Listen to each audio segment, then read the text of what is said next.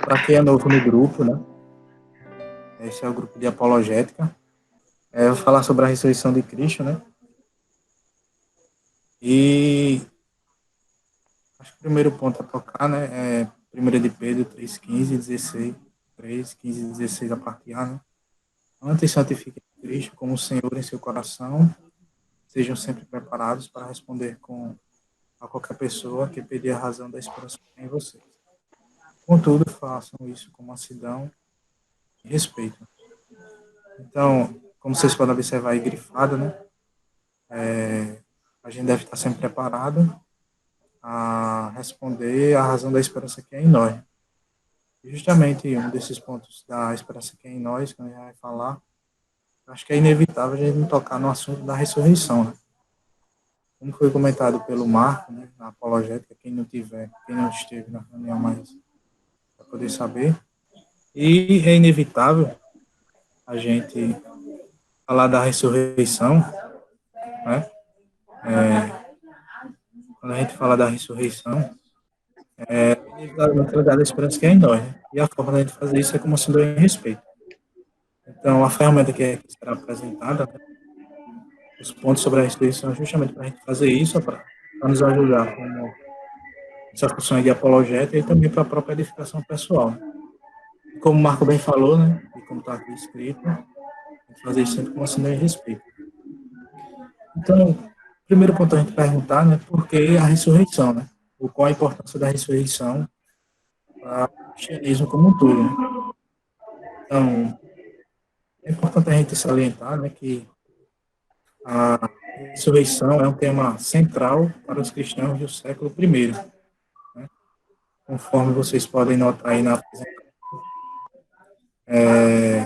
Nós temos aí o estudioso do Novo Testamento, Gary Haberman, que diz que a ressurreição de Jesus, com certeza, foi o centro da proclamação dos primeiros cristãos, desde o começo. Isso é importante salientar, porque a gente observa até nos primeiros sermões da igreja primitiva que toda a pregação, né, ela sempre tinha o seu ápice, né, geralmente costumava ter seu ápice justamente na ressurreição de Jesus.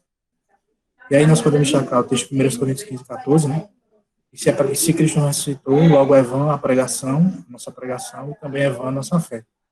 Ou seja, Paulo, né, que escreve essa carta, ele está centralizando que o ponto central do cristianismo, né, ele foi confirmado ou reiterado por Deus a partir da ressurreição de Cristo.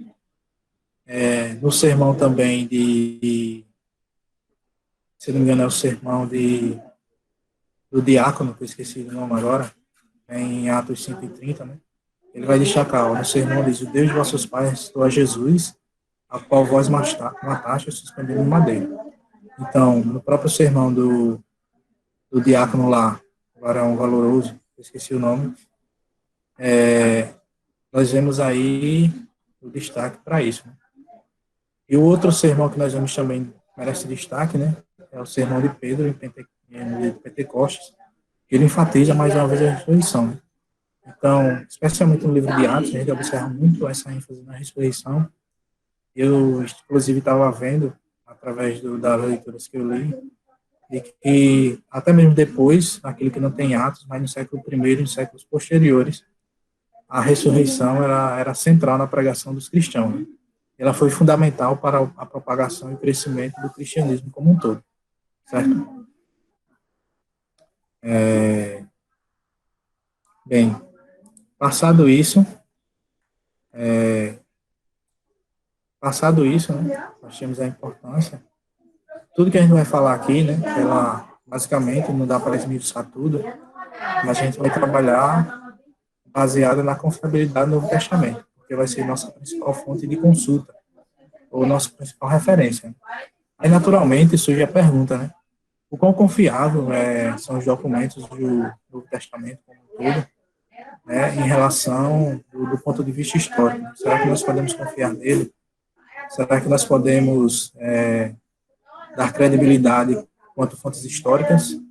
Então, conforme vocês podem observar aí, só para fazer uma comparação, né, essas são algumas obras, né, e algumas obras antigas, adotadas pelos historiadores de antiguidade, né, e elas mencionam O intervalo, por exemplo, elas mencionam o autor, né, a quem é atribuído, o livro, a data em que foi escrito, a cópia mais recente, e o intervalo de tempo a, a, entre o original e a cópia e as primeiras cópias, certo?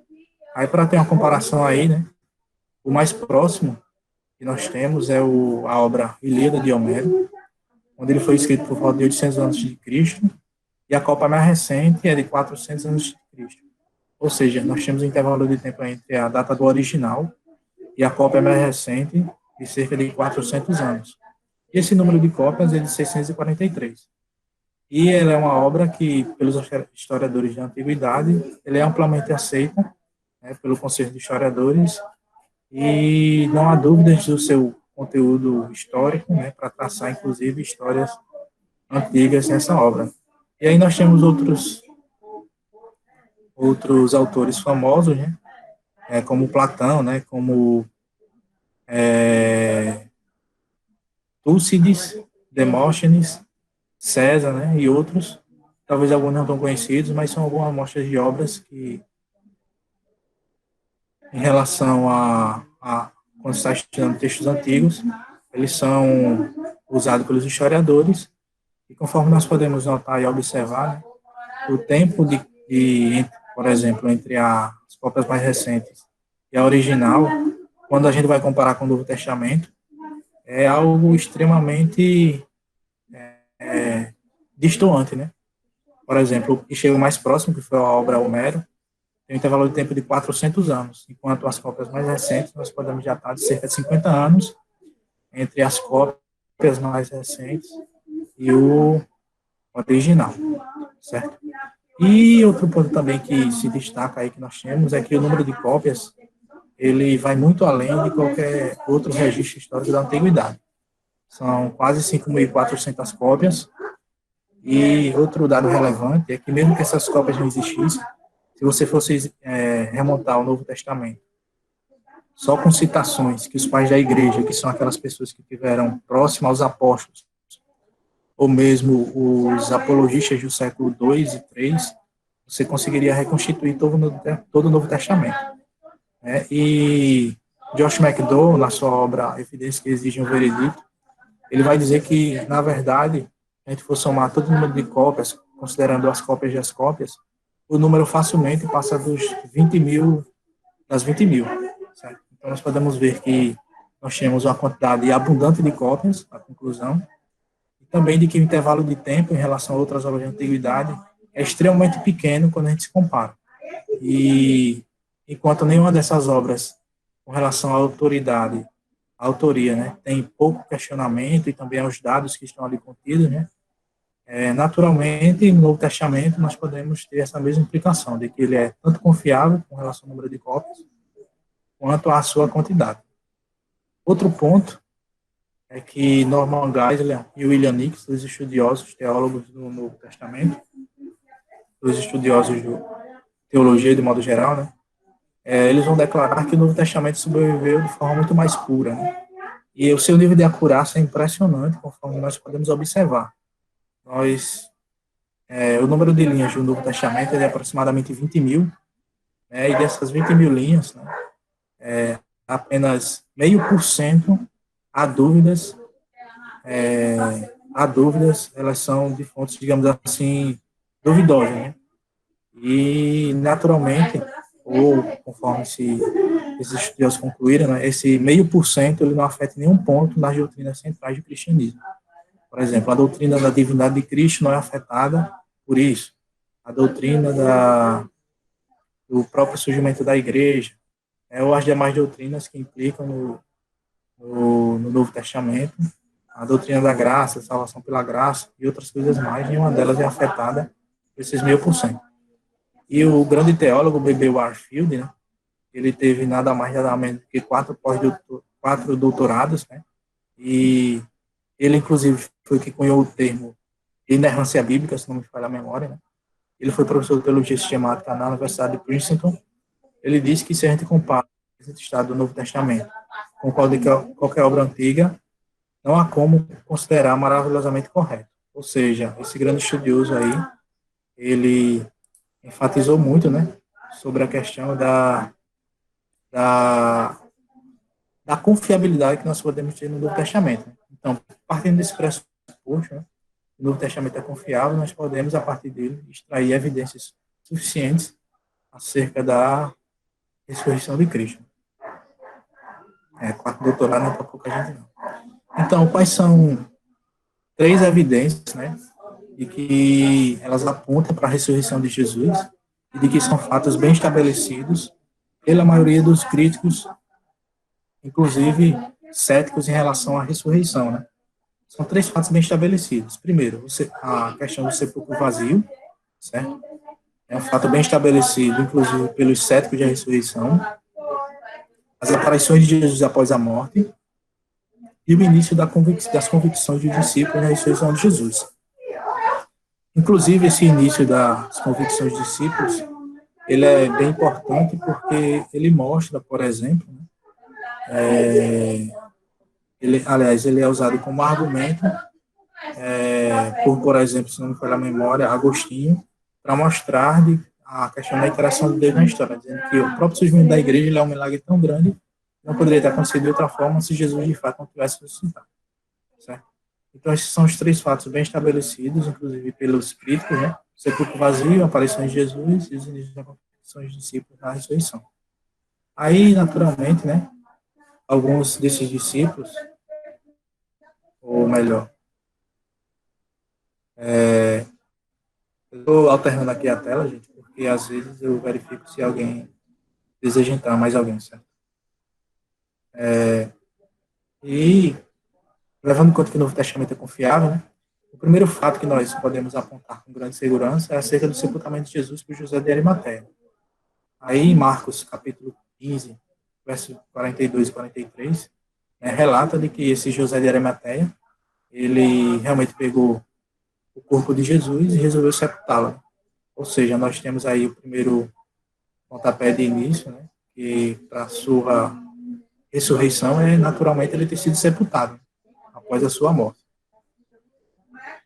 O segundo fato, né, que ele corrobora bastante com a questão que aponta bastante para a ressurreição de Cristo, é que os evangelhos relatam que o sepulcro foi encontrado por mulheres.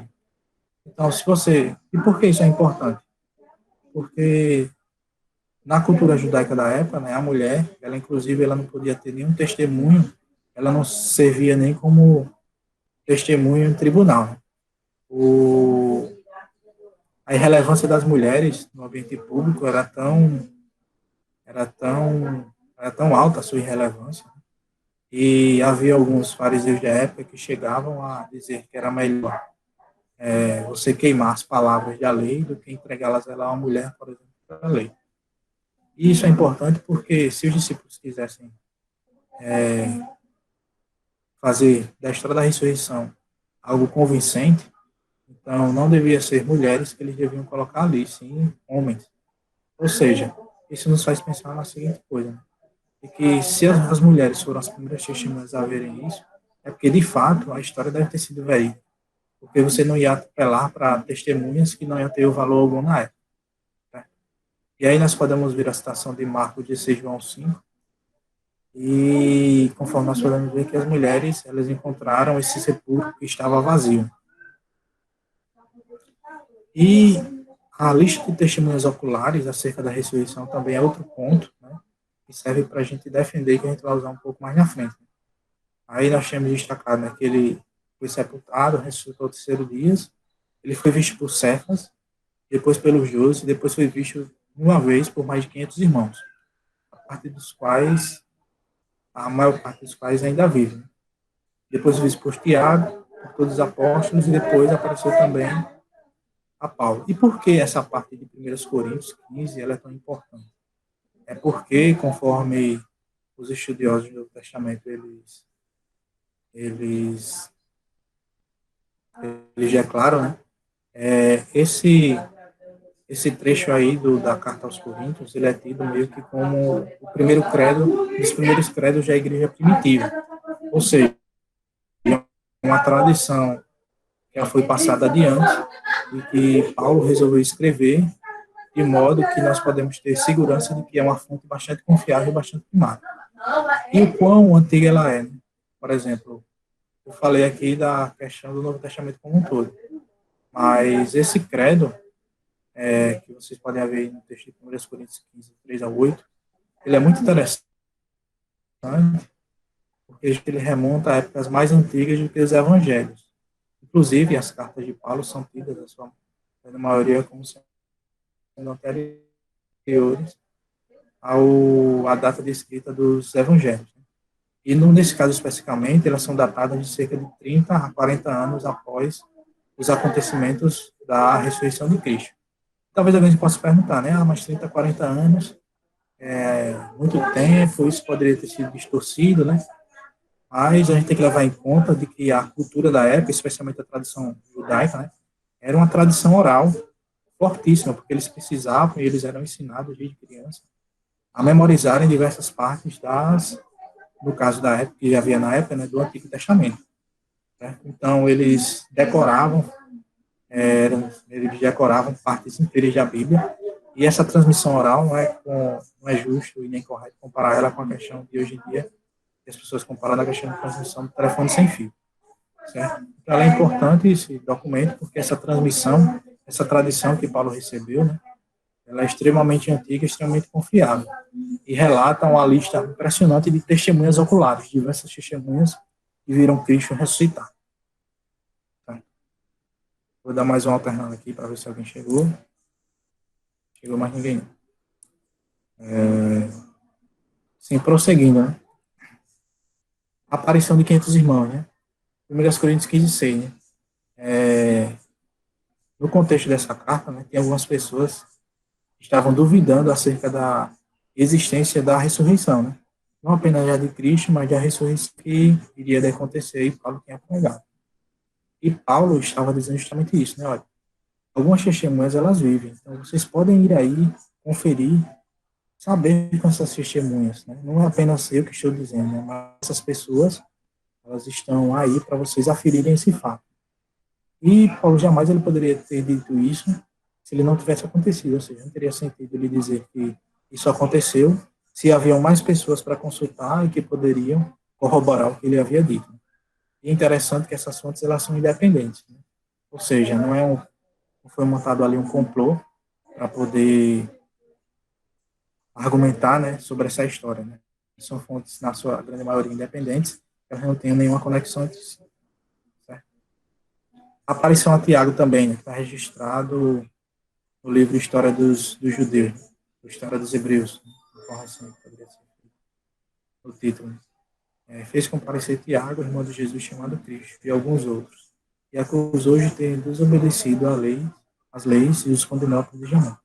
E por que a aparição a Tiago é importante? Porque os próprios evangelhos, como fontes confiáveis históricas, vão relatar que os próprios irmãos de Jesus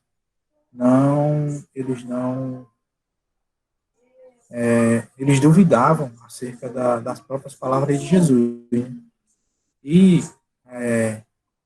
o fato de Tiago ter mudado a sua vida, né?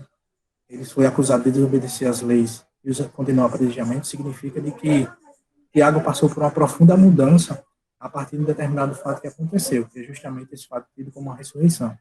Ou seja, aquele homem que não dava crédito ao seu próprio irmão, passou a credibilizar após ter visto Jesus, após tê-lo visto ressuscitado dos mortos. Certo? A aparição a Paulo também, né, é importante, porque Paulo era um grande perseguidor da igreja, né? E que mudança tão abrupta foi essa na vida de Paulo, né, que o levou de ferrenho perseguidor a o maior missionário do cristianismo primitivo, talvez o maior de todos os tempos. Então, se nós formos olhar ali, Paulo, né, ele era um líder judeu.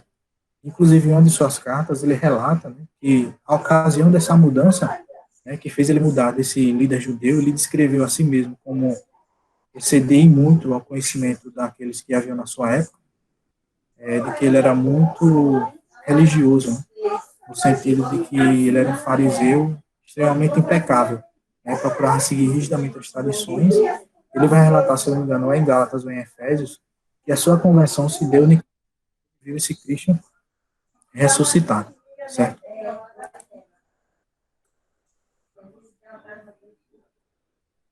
E terceiro, que ele abriu mão de tudo, né, deixando sua posição de respeitado dos judeus, se torna missionário cristão. Ou seja, houve uma profunda mudança nessa fonte. Naturalmente, né, estabelecido bem esses três fatos, que tem o sepulcro vazio, né, de que Jesus apareceu após a morte para várias. Então, quais são as, dados esses três acontecimentos bem estabelecidos, né, quais são as hipóteses que foram levantadas, ou que os céticos costumam levantar? A primeira delas é da conspiração. Ela basicamente diz que os discípulos eles pegaram o corpo de Jesus e mentiram sobre suas aparições. Essa hipótese, né, ela explica bastante coisas. Por exemplo, ela explicaria o sepulcro vazio, ou seja, como os discípulos haviam roubado o corpo, eles, naturalmente o sepulcro estava vazio. Explica também as suas aparições, né, e a origem da crença. E só que o problema começa a surgir no seguinte, né, que os discípulos deviam criar um substituto perfeito. Só que não é o que acontece. Se realmente fosse uma mentira, né, dificilmente os discípulos diriam que foram as mulheres as primeiras testemunhas. Então, uma das testemunhas independentes que nós temos, que é as mulheres, elas são usadas justamente agora. Ou seja, se eu quero mentir sobre as aparições, por que é que eu vou colocar para testemunhar sobre essas aparições o testemunho de mulheres? Se o seu testemunho não era válido naquela época, certo? E o segundo, que não há o relato de Jesus saindo do sepulcro, como em evangelhos apócrifos. Por que isso é importante? Porque nos evangelhos apócrifos, né, nós temos sempre, né, de alguma forma, Jesus ele saindo do sepulcro. Né? De alguma forma, por exemplo, no evangelho de Pedro, se não me engano, Jesus ele sai lá meio que como um gigante, com uma visão gloriosa de um Jesus, que ele é forte, que triunfa ali, né, e que aparece para os demais discípulos, certo? Prosseguindo, né? A hipótese da conspiração, né? As aparições. Elas descrevem as aparições de modo distinto na teia da ressurreição do fim dos tempos. Isso porque, se a hipótese da conspiração fosse realmente válida, né, Jesus deveria aparecer aos líderes religiosos da época. Isso por quê? Para poder, naturalmente, o testemunho ganhar validade, eles tinham que colocar pessoas que tenham credibilidade na época, né? Se eles quisessem realmente que essa história ganhasse adeptos, né? E não é isso que acontece nos evangelhos, né? Aparecem as mulheres e as pessoas que, na sua grande maioria, são pessoas simples. E outra coisa também, né, que a gente deve se perguntar, né, a origem das crenças. Os, os discípulos, né, os discípulos, eles apostariam a sua vida uma mentira, né? É, foi justamente isso que os discípulos fizeram. Então, a hipótese da conspiração não vai nenhuma, porque, normalmente, quando se faz uma conspiração, né, você sofre grande pressão psicológica, né, naturalmente, com o tempo, você vai revelar a verdade. Mas não foi isso que aconteceu. E outro ponto também interessante, nas conspirações, elas usam um pequeno número de pessoas. Né? Quando você as pressiona, né, elas, naturalmente, mais cedo ou mais tarde, a verdade acaba saindo. Ou seja, ela não se sustenta justamente porque a quantidade de testemunhas que disseram ter visto aquilo, ela justamente não sustenta essa hipótese de que foi uma conspiração. E é até ridículo pensar isso, porque até então os discípulos iam passar, e passaram, né, por sofrimentos sem precedentes. Por exemplo, a tradição da igreja diz que Pedro foi crucificado de cabeça para baixo.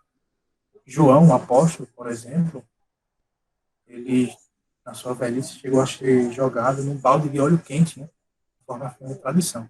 Isso fora, né, que, dependendo da época e do imperador, né, os cristãos, de modo geral, eles passavam perseguição ferrenha. Inclusive, eu estava lendo agora, há poucos dias, no livro do Franklin Ferreira, sobre a história do cristianismo, né, de que o próprio sistema moral que o cristianismo chegou a montar, ele era tido como uma escória mesmo, né, para o sistema moral que prevalecia na época, o sistema pagão. Ele, apesar de ser um sistema elevado, era um sistema que era extremamente rejeitado. questão do casamento monogâmico, a questão, por exemplo, de não sacrificar criança, né, que é o infanticídio, e outros pontos mais. Então, por isso, por suas crenças, por suas convicções, eles sofreram um sofrimento sem precedentes. Certo? E aí, continuando já avançando, né, a hipótese da conspiração também, a questão do Messias sofredor. Né? A ideia de ressurreição vinculada ao Messias, a concepção judaica da ressurreição. A ressurreição era esperada somente no fim do mundo, ou seja, não era uma ressurreição em partes. Ou seja, para os judeus, que haveria uma ressurreição naquele exato momento, mas de que somente no fim dos tempos, quando, quando o Messias viesse para reinar, ia ocorrer uma ressurreição. Ia ressuscitar os justos para a vida eterna e os injustos para a condenação eterna. Se não me engano, isso até a passagem de Daniel. Certo? E, conforme no ponto 2, a ressurreição seria coletiva. Então, é bem mais provável que os discípulos, aguardando a ressurreição de todas as coisas, preservavam o túmulo como santuário. Ou seja, essa conspiração não se sustenta porque justamente isso faria com que os discípulos eles preservassem o túmulo como um local, né, que pudesse ser ali, ter sua relevância para comprovar a história. Certo?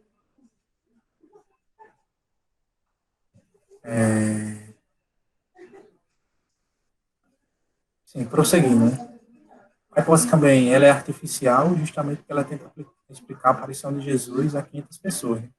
Aí pensar que 500 pessoas concordariam na mentira não sustenta, né? Como eu havia dito. Né? Isso, inclusive, eu vi no testemunho de um ex-detetive da polícia que ele investigou esse caso. Ele disse que as conspirações, geralmente, ela tem um número pequeno de adeptos, quando elas são sendo conspirações mentirosas. E aí, sendo assim, né, por que o número de testemunhas é tão grande? Isso não faz muito sentido. E é refutado pelos conhecimentos que nós temos, né? A sinceridade dos discípulos, né, conforme já mencionei diversas vezes, e as expectativas messiânicas que eles tinham. Né? Ou seja, eles não esperavam que Jesus fosse ressuscitar naquele exato momento. Tá? A segunda hipótese que nós temos é a hipótese da morte aparente. Certo? E por que ela tenta... e por que ela é levantada, né? Ela explica parcialmente alguns dos três fatos que a gente citou aqui, né? O sepulcro vazio, né? Ou seja, a morte de Jesus teria sido aparente, e, em outras palavras, Jesus não estava inteiramente morto quando foi retirado da cruz. Isso explica o sepulcro vazio, isso explica a aparição pós-morte e explica o início das convicções dos discípulos. Só que isso é plausível, né? Aí, né, os estudos aqui, né, é importante a gente entender a tortura que era o sofrimento da cruz. Né? Por exemplo, a tortura anterior à cruz. Né? Os evangelhos vão relatar, por exemplo, que Jesus ele suou sangue. Esse pesquisador aí, Alexander Metrel, acho que é assim que se pronuncia, né? Ele disse que esse fenômeno, ele é um fenômeno já conhecido quando a pessoa ele passa por grande estresse. E esse fenômeno biológico é chamado de hematidrose, que é quando a pessoa entra em um estresse muito intenso e começa a suar gotículas de sangue, né? A perda de sangue não é tão elevada assim, mas é interessante porque esse médico, ele afirma que ela é fundamental para a gente entender o sofrimento que Cristo ainda é a passar. Isso porque, após após ele suar sangue, Jesus, ele estaria com a sua pele mais frágil, né? E fisicamente mais fraco. Ou seja, o próprio açoitamento romano já daria conta de causar grandes sofrimentos a ele. Segundo ponto que a gente pode destacar, né, a agonia que era na cruz. Né? Inclusive, né, o próprio Lee Strobel vai comentar no seu livro Em Defesa de Cristo, tem um trecho de comentário que diz que foi, inclusive, criada uma nova palavra para você poder exprimir a dor que havia na cruz, que é chamada de dor excrucitante, justamente para se referir à agonia na cruz. Isso porque o próprio esse Alexander, ele é médico, né? Ele vai dizer que a crucificação romana era algo que era extremamente horroroso, né? De modo que as pessoas que eram tidas para esse tipo de morte, eles sofriam pelo menos 39 chicotadas, né? De modo que, quando você saía das chicotadas, com a sua carne e provavelmente muitos dos seus membros, né, à mostra. Por que essa agonia é extremamente relevante? É porque o próprio médico relata de que, com os estudos arqueológicos, foi encontrado de que, após essas chicotadas que, o, que, o, que aquele que ia sofrer a crucificação, ele pegava, ele sofria, né? A sua própria espinha dorsal chegava a ficar à mostra, tamanho eram os horrores, né?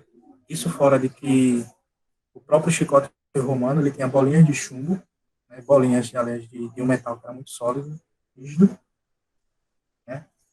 E essa bolinha, ela machucava muito a carne, de modo que, por exemplo, quando ele novamente chicoteasse aquele que estava sendo crucificado,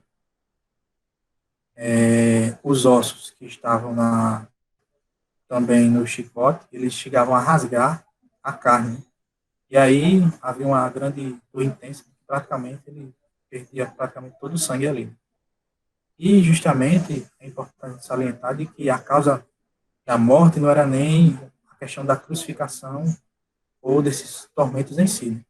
Mas era de que, por exemplo, o médico relata de que o mais aceito é de que os pregos romanos, né, quando aquele que ia ser crucificado era colocado na estaca horizontal, os pregos eram colocados, não era exatamente nas mãos.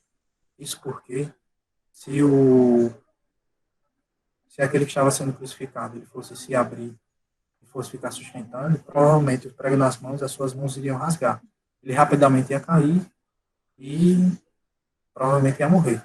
E a ideia da morte na cruz não era fazer a pessoa morrer logo, mas era a pessoa fazer sofrer agonia mesmo. Certo? Então, esse médico, ele disse que é mais provável que os pregos de Jesus eles tinham sido colocados no pulso, né? E justamente no nervo, onde quando você coloca, ele provoca uma dor muito intensa. Não sei se vocês já tiveram experiência, né, de bater o seu cotovelo e ter aquela dor, né? Essa dor é justamente causada porque você bateu num osso, que esse médico fala, né? E foi justamente nesse osso onde os pregos eles atravessavam. E justamente a causa da morte não era nem a questão do sofrimento em si, né? Mas era porque aquele que estava sendo crucificado, ele era colocado numa posição de modo que, para poder inspirar, ele tinha que fazer um grande esforço. Ou seja, os seus pés, ele tinha que ser levantado, ele tinha que fazer força nos seus pés para poder erguer o corpo, inspirar, e depois, na respiração, o seu corpo, ele naturalmente ia para baixo. E normalmente, aqueles que iam ser crucificados, eles costumavam morrer porque estavam sufocados. Né? Então, normalmente, a, aqueles que eram criminosos, eles morriam, não era nem pelo sofrimento em si, mas era pela própria, porque a crucificação, ela causava uma grande dificuldade em respirar, de modo que você começava a ter câimbras e diversas convulsões, e como não estava com muito sangue, né, se o coração procurava sangue para bombear, mas não achava, você ali morria porque não conseguia respirar direito. Né? E aí a opinião, né? Não há nenhuma possibilidade dele ter sobrevivido à cruz. O médico, que é engenheiro e um monte de coisa aí. Aí pode ser a remoção do corpo. Né?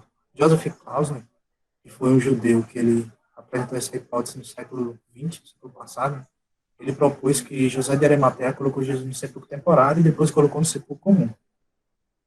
Isso aí explica o sepulcro vazio, mas ele não está muito claro quanto à relação de explicar as aparições pós-morte e o início da convicção dos discípulos. Isso porque Jesus, deve lembrar que foi crucificado como criminoso. E o criminoso, o local do túmulo dele era perto do local da crucificação. Isso cerca de 50 ou 60 jardas, onde você converter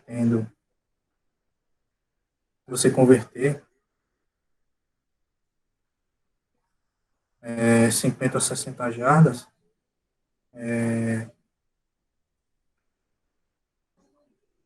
Depois eu digo exatamente as contas, certo? Mas é uma distância bem pequena que dava para qualquer pessoa conferir.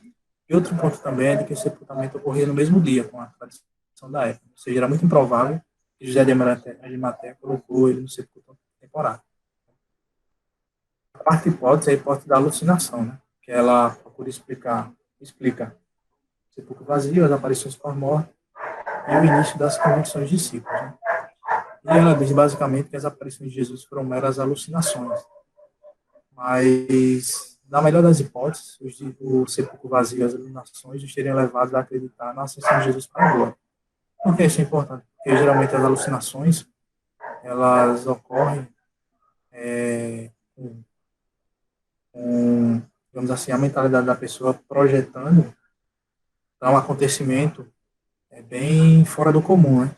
E por isso eles deveriam, por exemplo, relatar que Jesus deveria ter ascendido logo para a glória e não comido com ele, né? Conversado com eles e outros acontecimentos que não diz respeito a pessoas que normalmente entram em alucinação.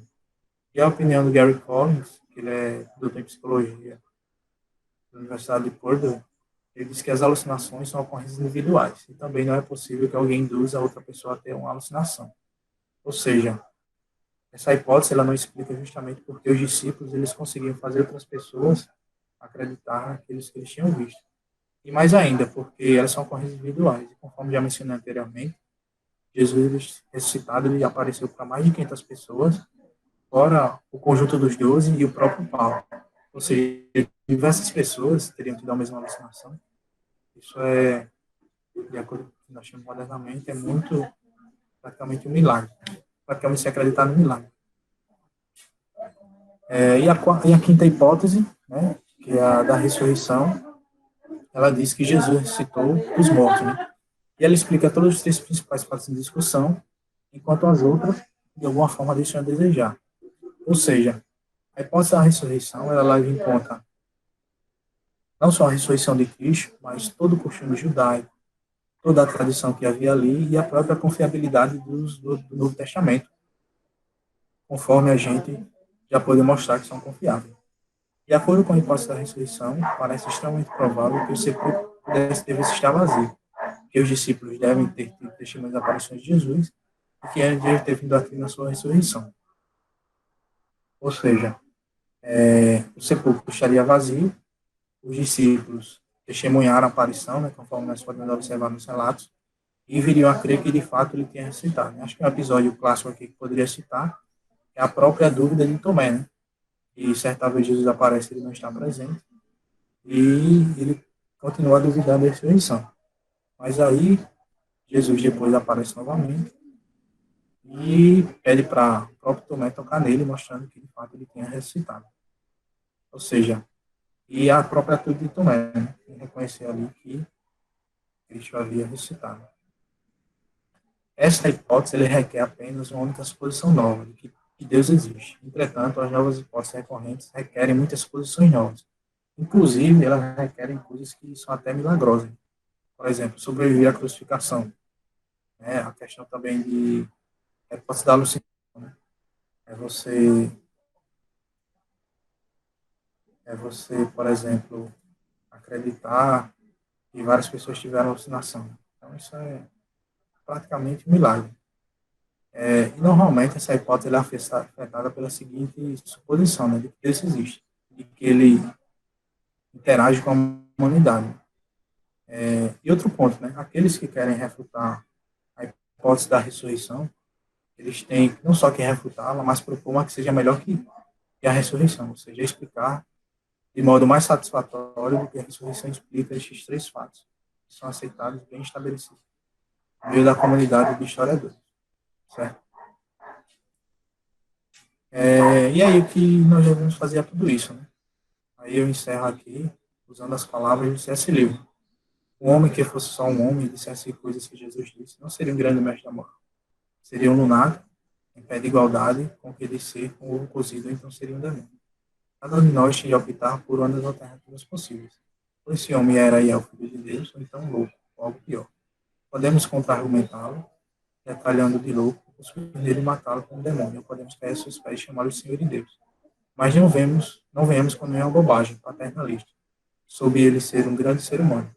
Ele não nos deixou essa escolha. Perdoem os erros de grafia, não tinha observado esses erros, apesar de ter revisado. Mas aí o interessante é que tudo isso ele acumula, né, e o próprio Jesus, nos testemunhos que ele vai dizer, né, e que a sua ressurreição atestava em última instância quem ele era. E o próprio Lewis, ele nos dá uma pincelada justamente do que seria, ou da implicação disso tudo. Né? Ou seja, a sua ressurreição implica que nós reconhecemos ele como de fato ele era. Ele realizou milagres, que de fato era o Filho de Deus, e reconhecer o seu senhorio sobre a nossa vida, certo? E aí as referências que eu usei, né, o livro Em Guarda, do Craig, e do Lee Strobel, né, e também, isso é a terceira obra aí, Evidência de Ressurreição, do Cian McDonald. Ele é uma obra que vai abordar de forma muito mais profunda, né? Inclusive, ele lançou um segundo livro, que é Mais Evidências que Exigem Veredito. Ele vai tratar de forma mais profunda sobre a questão da ressurreição. Eu também indico não só o livro do Lee Strobel, mas também o filme, né, que relata um pouco de como foi a conversão dele e a pesquisa dele. Né?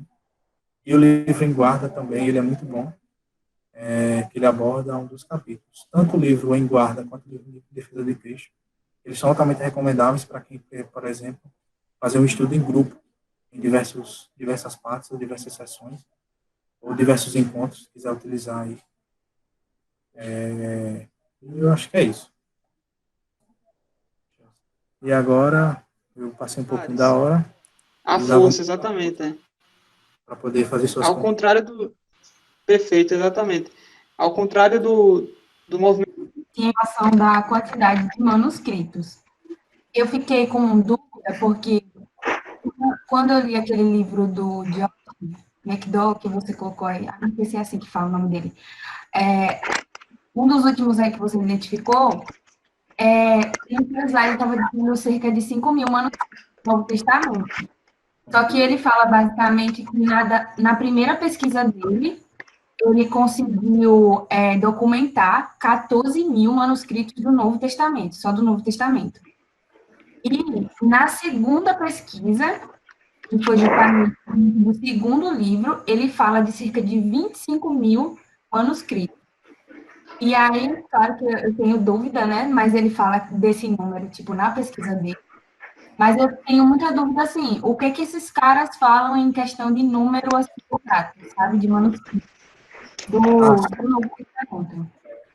Normalmente, até onde eu estudei, eles costumam usar os 5.400, porque justamente eles são aquelas cópias mais próximas do Novo Testamento. Porque na antiguidade, não tinha papel como hoje, né? Eram papiros, rolos, ou mesmo escritas em barro. O que acontecia? Muito provavelmente, McDowell, ele, quando considera esses 24 mil, ele deve estar considerando cópia das cópias. Então, era o que acontecia, né? Na época, você tinha ali, no caso do Novo Testamento, tinha aquelas cópias principais, né, que são, até onde eu sei, né, essas 5 mil e pouca. Muito provavelmente essas posteriores, eles são posteriores a essas cópias primárias. Essas de 5 mil, século 2002, né, ou seja, até o ano 100 e até o ano 200 depois de Cristo. Muito provável, até onde eu sei, até onde eu vi, e essas próximas aí, esses números próximos, vão somar 14 mil, são escritos, até o Vitor falou, né, até o quarto século. Né? Mas são posteriores a essas primeiras cópias. Isso porque, se a gente for olhar a questão do Novo Testamento, primeiras cartas, os primeiros livros, as mais antigas, são as cartas de Paulo, depois tem os evangelhos, e depois tem os evangelhos, sendo o primeiro deles, aceito pela maioria, né, o evangelho de Marcos. Depois, os evangelhos de, não lembro se na ordem, né, Mateus e Lucas, né, e por último, o evangelho de João, né, que foi um dos últimos livros a ser escritos, que depois vem o Apocalipse.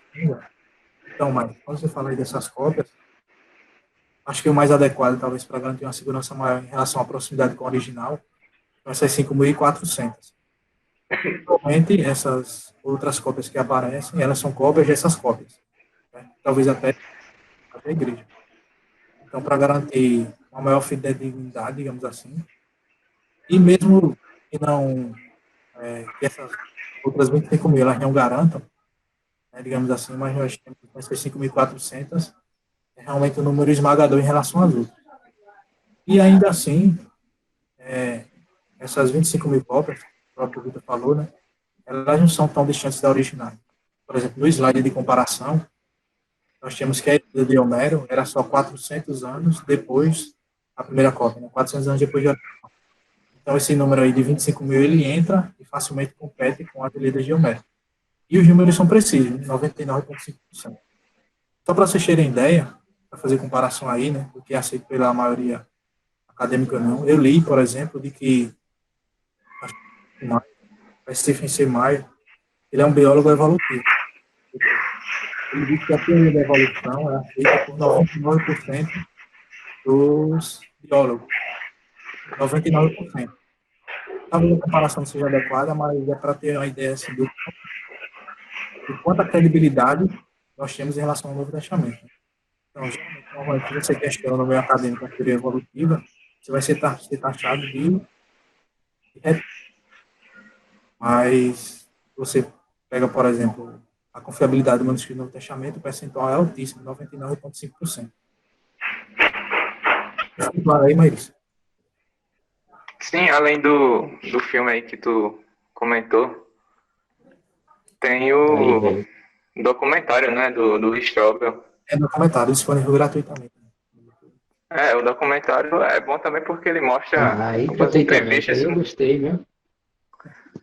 Isso, se não me falha a memória, no documentário mostra as entrevistas com tipo William Lane Craig, esses caras, tá ligado? Com quem ele conversou. Isso mostra. Com quem o Lee Strobel conversou, algo assim. Isso. Que faz tempo que eu assisti, realmente não lembro. Se alguém tem mais alguma dúvida aí? Manda o link aí pra gente. Fica assim, gente. Eu esqueci de mandar, mas o grupo de apologética também tem um material, né? Se não tiver, vou fazer mais Sobre a ressurreição. Quem tiver, eu vou mandar agora o material. Vocês já assistiram o Cristo, o filme?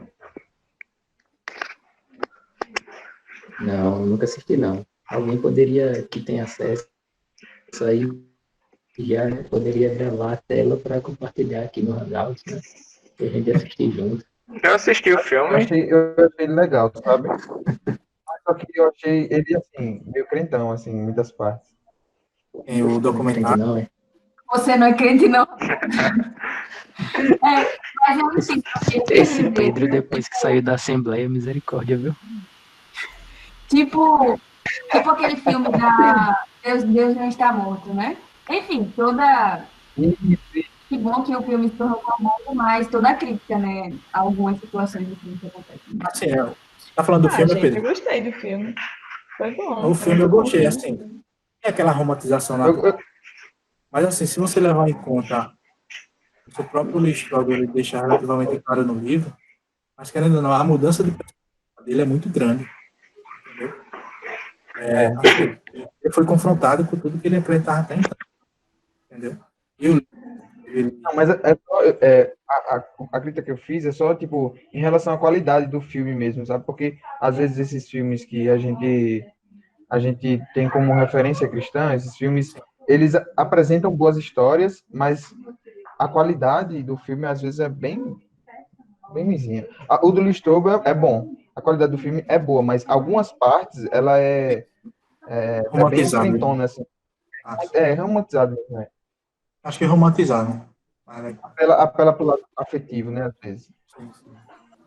É que meio que o filme fica meio como que uma mensagem. Isso. Uma mensagem evangelista. Tem mais alguma pergunta? Só tá a galera do Bruce.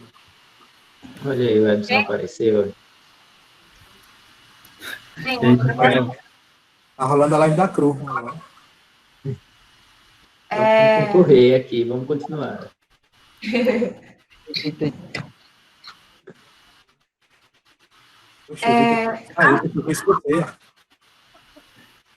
O Vitor saiu, gente. Eu só penso você, eu sei. Vai, mais. Fala.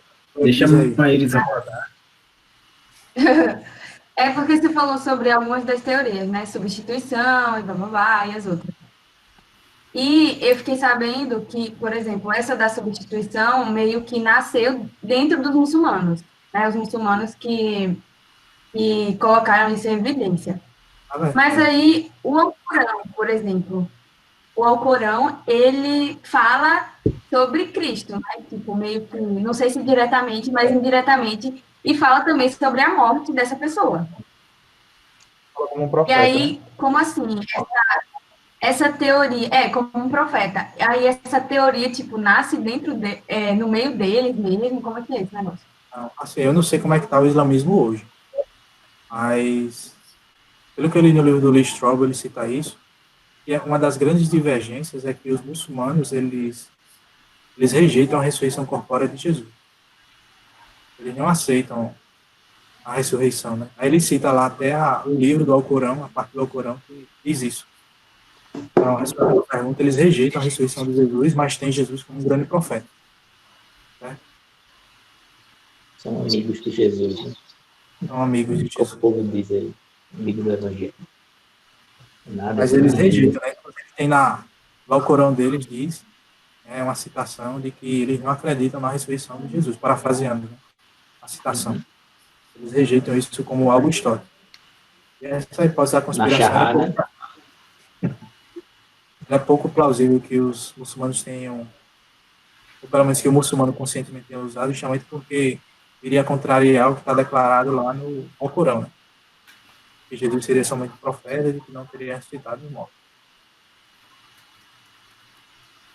Eu até tinha a parte do Corão que tinha, falando sobre Jesus e sobre Maria.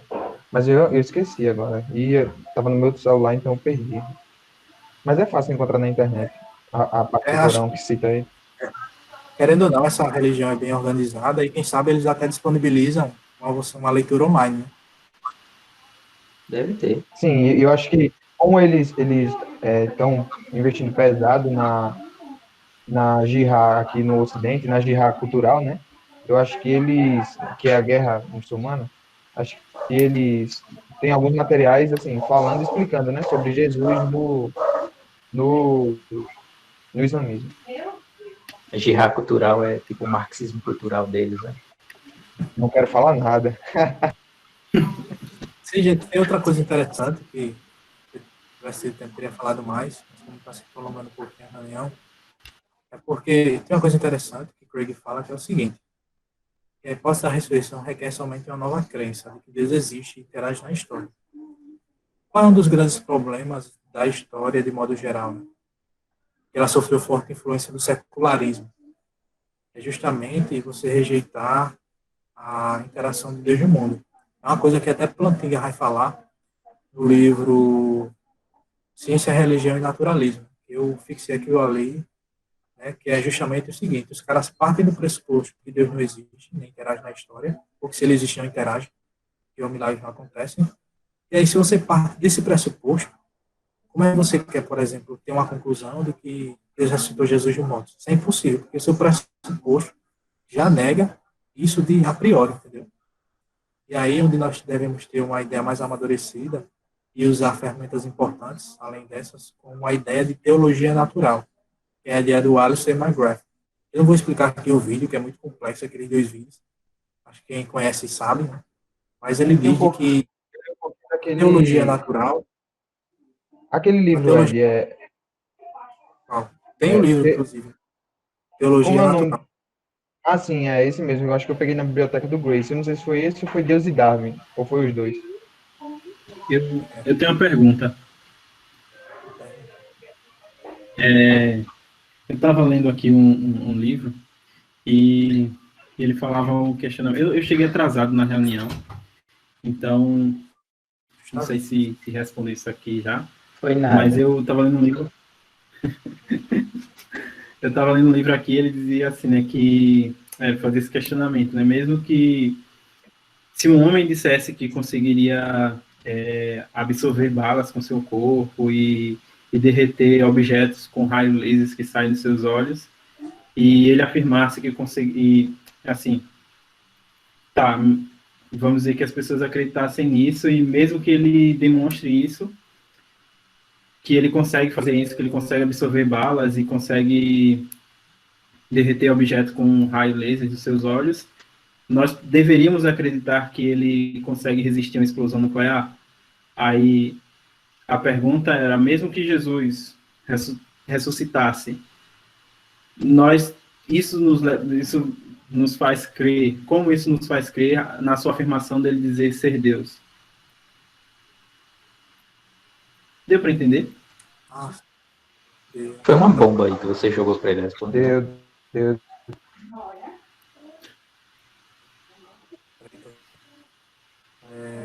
Deixa eu ver se eu consigo responder adequadamente a tua pergunta. Eu acho que o Vitor quer responder aí. Responda aí, Vitor. Ativa o microfone agora, é a hora. Espera aí. Eu fazer a pergunta de novo que eu não entendi bem, não. a resposta do Vitor completa. Agora eu lembrar de como é a pergunta, viu? Fazer de novo. Eu não queria responder, não. Eu queria jogar mais lenha nela. Eita, esse Joga Vitor. aí, vai, joga aí. O cara que joga, segue porque Caio assim- Fábio. o jogo é comigo. Sai dessa. Milagre por milagre. Milagre por milagre é ressuscitar no Antigo Testamento. No Antigo Testamento, um foi levado numa carruagem de fogo, que é um evento tão extraordinário quanto uma ressurreição. Então, a ressurreição em si talvez não seja o bastante para demonstrar a divindade. É isso, Vitor? Eita. Ainda como desafio. Eu não. acho que Tu tá milagre dizendo por que milagre não é não Deus, dá pra- rapaz. concluir que ele é Mas- Deus, não. Mas aí você tem que analisar o conjunto de evidências, né? Por exemplo. Não é mas eu vou pensar assim, né? Já que eu não tenho 4 doutorados, que nem o Bebê Barfilo, vou responder com humildade. Mas é o seguinte, acho que o interessante é você, a questão da ressurreição, né? Ela é importante, ela é crucial, mas é importante você fazer como C.S. Lewis, né? Você olhar o conjunto de evidências. Ou seja, não só a ressurreição à parte. Porque, por exemplo, a própria Escritura diz que várias pessoas ressuscitaram quando Jesus ressuscitou, não foi isso? Então, vocês iam concluir que eles eram Deus também? Não. Então, é você olhar não só a ressurreição de Jesus, mas você olhar todo o ministério dele, entendeu? Quem alegava ser. A questão é que Jesus, na sua ressurreição, né, é meio que entendesse como o ápice disso tudo. Né? É como se Jesus estivesse falando o seguinte, ó, eu faço um milagre para vocês, eu curo pessoas, as palavras que eu procedo, elas não vêm de mim, vêm do Pai. Os milagres que eu realizo, eles testificam de mim, inclusive isso tem no Evangelho de João, se eu não me engano. A minha vida de integridade, que até quem foi levar ele para a crucificação não conseguiu achar nele mentira alguma. O próprio Pôncio Pilatos, se não me engano, foi Herodes, disse que não via nele culpa alguma.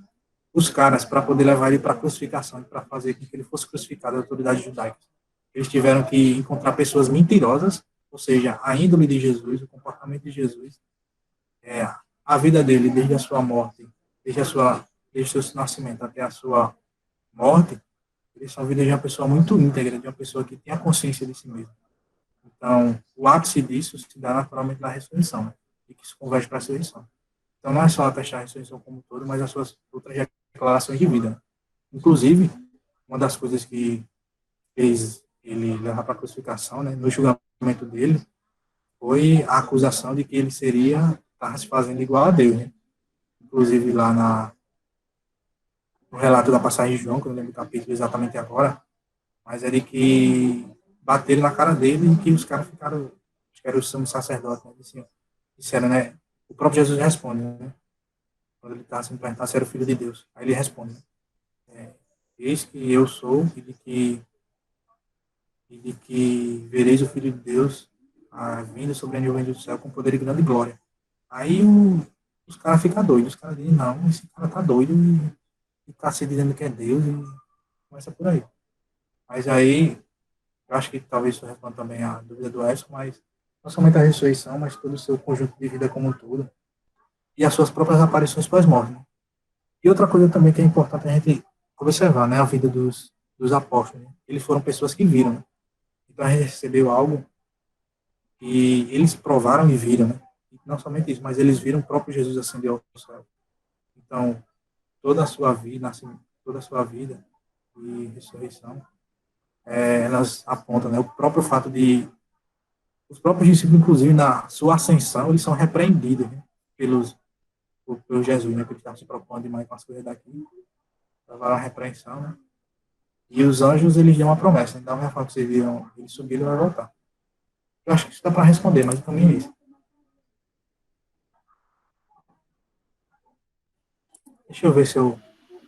Deu sim. Exato, né? Como eu falei, né? Aqui é que a ressurreição demonstra que Deus valida as alegações de Jesus, né? De ele ser Deus, né? Diferente de Isaías, Elias, né? Elias não se afirmava ser Deus, né? Afirmava ser um profeta de Deus e ele se subir aos céus na carruagem de fogo, era Deus confirmando que realmente ele era um profeta. E Jesus, a ressurreição de Jesus, para Jesus era ele confirmar que Jesus era Deus. Sim, sim. Aí nos primeiros Tem mais discípulos lá uma. de Pedro, né? Em Atos, ele sempre continua dizendo, né, que Deus se ressuscitou. Né? Exato. Exatamente. Eu tenho mais uma. Ai, Vitor, olha aí, né? Eita, lá vem Vitor aí.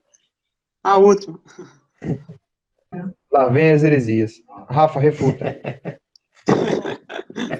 Eu só vou corroborar com a heresia, rapaz. Mas acho que essa questão da grande afirmação de Cristo é por onde passa mesmo. Porque nenhum homem na história fez as afirmações que eles pontuaram, né? Nenhum. Não tem paralelo na história. Jesus. E dá para fazer um doutorado mesmo. Oi? Dá para fazer um doutorado fácil. Exatamente, né? Fazer um doutorado fácil. Não fala, né? Eu não sei se vocês já ouviram falar. Já ouviram falar no Panneberg. Não. Ele Que foi o professor que orientou o William Lane Craig, né?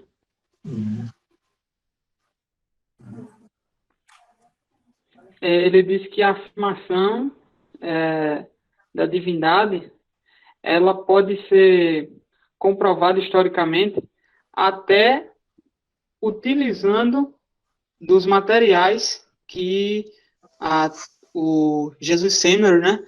O Seminário de Jesus utiliza, né?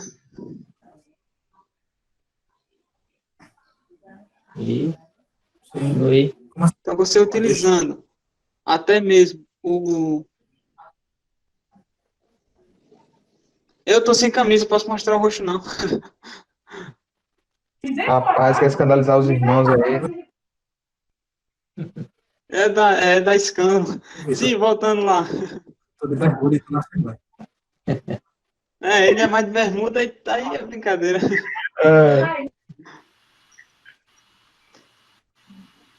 Sim, e qual é a diferença entre os mártires muçulmanos que morrem em ônibus de bomba, avião com bomba, e os mártires dos evangelhos?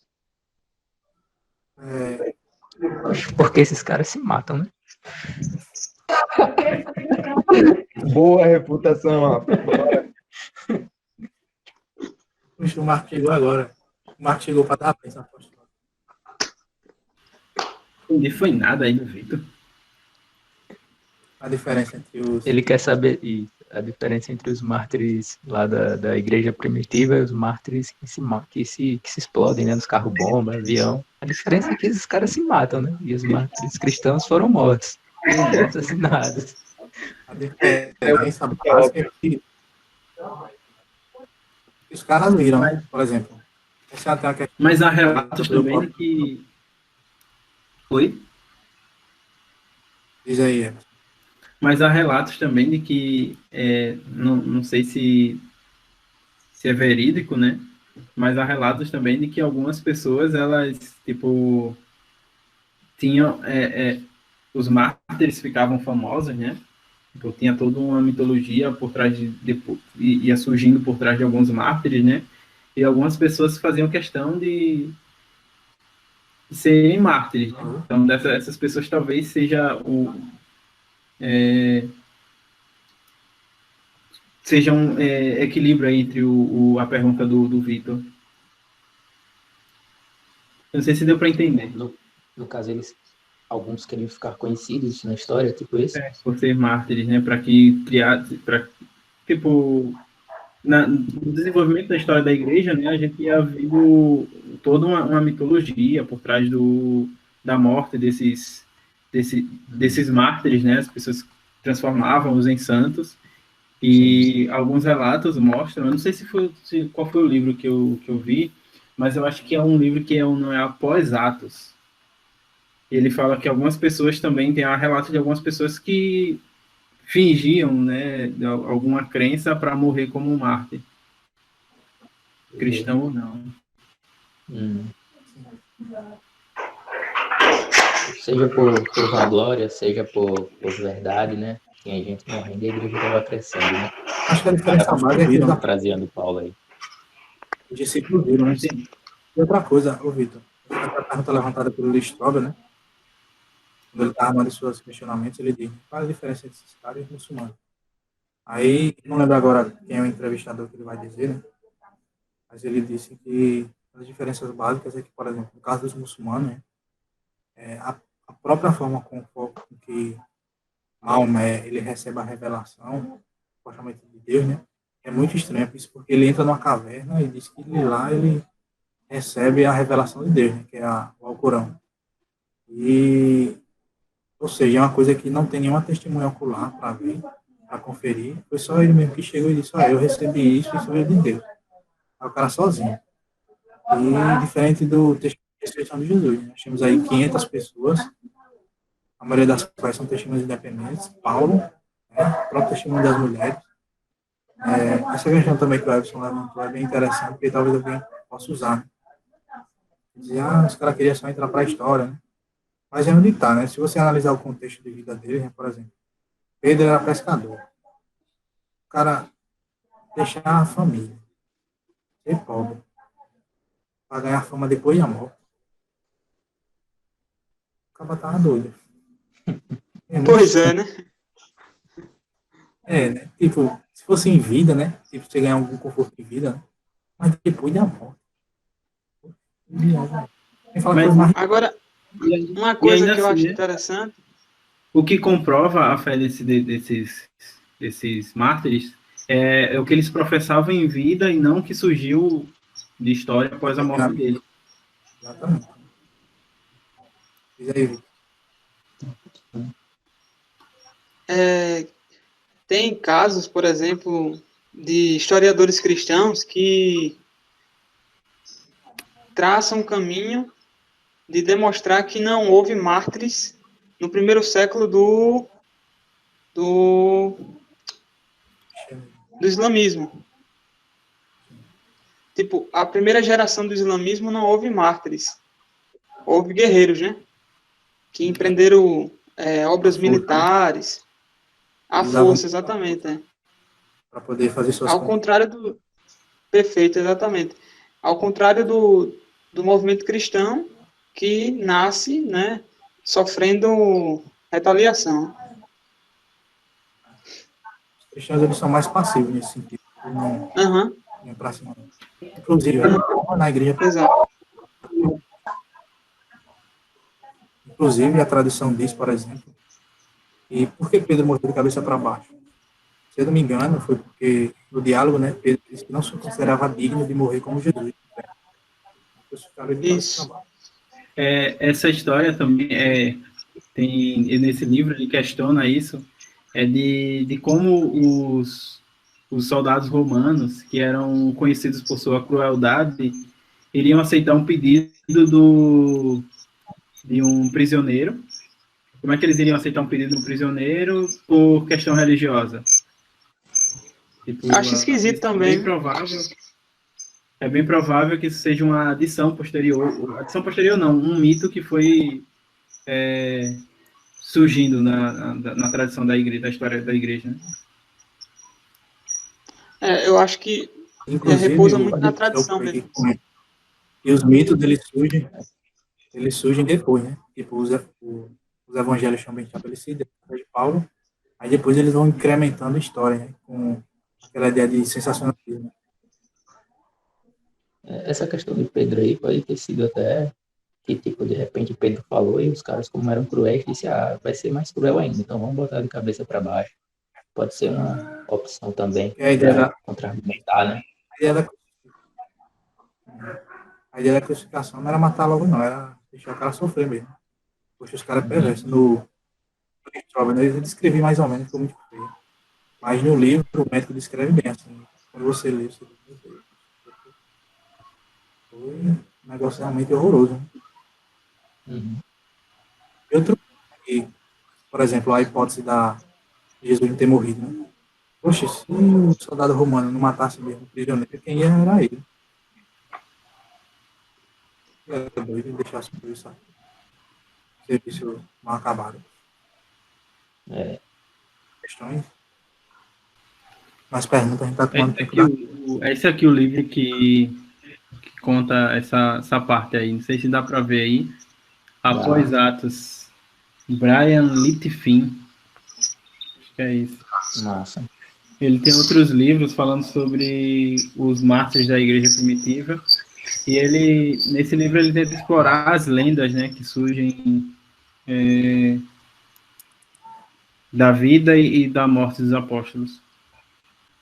Sim, sim. Aí ele fala de possíveis lendas, é isso? No caso? Ele tenta explorar a história e separar o que é lenda, o que realmente é o que pode ser fato. Né? Aí, nesse caso, ele coloca como uma possível lenda de que Pedro morreu de cabeça para baixo, né? Por conta da crueldade dos romanos, e não era muito fácil, né? Você colocar uma cruz de cabeça para baixo, alguém crucificado de cabeça para baixo. Então, por ser mais acostumado, um método mais comum sempre prevaleceria. Né? Ô, Everson, esse livro chega a comentar a morte de Tiago? Sim, ele tenta dos 12 apóstolos e porque, assim, a versão que eu conheço da morte de Tiago é que ele foi apedrejado pelo Sinédrio, parece, num julgamento, tipo, não autorizado, sabe? Algo assim, escondido, não sei. Não lembro bem. Que é o relato de Flávio José, eu acho. Eu não lembro agora de como ele fala, mas ele fala de vários Tiagos, né? No caso aqui seria Tiago, irmão do Senhor, né? O pessoal, o livro da Rebeca. O livro da Rebeca.